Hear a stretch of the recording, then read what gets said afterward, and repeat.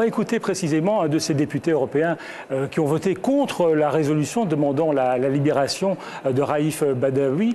Il s'agit de Renaud Muselier, membre de l'UMP en France, le parti de Nicolas Sarkozy.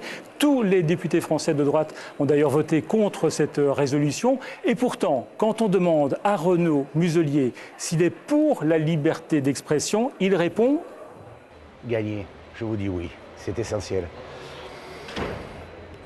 C'est la base de nos démocraties en fait, hein. C'est le pluralisme, c'est le débat, c'est arriver à trouver un moyen de comprendre et pour se respecter. Quand on se parle, quand on se comprend, on se respecte, pour ça il faut la liberté d'expression et de la presse. Alors pourquoi avez-vous voté, avec d'autres députés, contre la résolution du Parlement européen demandant la libération de Raif Badawi, ce blogueur saoudien ?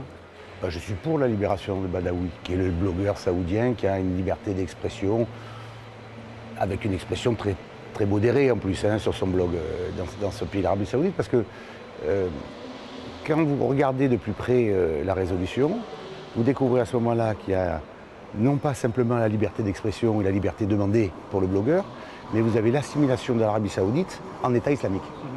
Et ça, c'est une faute géopolitique. Et donc, on a besoin de trouver des moyens politiques qui ne sont pas des condamnations de l'Occident au peuple islam, qui porte l'islam, pas islamiste. Hein. Et donc, vous savez, je suis ancien président de l'Institut du monde arabe. Je sais à quel point il faut respecter les institutions de ces pays et ne pas les intégrer comme des pays subissant l'État islamique, le véhiculant pour fabriquer Daesh. Mais donc, pour des raisons diplomatiques, pour ne pas froisser l'Arabie Saoudite, un homme va rester 10 ans en prison et va subir 1000 coups de fouet. Non, je pense que la résolution est mal faite. On était pour la demande de la libération, mais on n'était pas pour la demande de la libération en condamnant un État. C'est pas du tout la même chose. Elle a été votée à la majorité, y compris par des députés comme Louis Michel, qui n'est pas un dangereux gauchiste. Je suis son vice-président à la Commission Afrique, Caraïbes, Pacifique, Union Européenne. Je suis son vice-président, M. Michel. Et il était ministre des Affaires étrangères quand j'étais secrétaire d'État aux Affaires étrangères. Donc la réalité, c'est qu'il vote ce qu'il veut, c'est la liberté d'expression.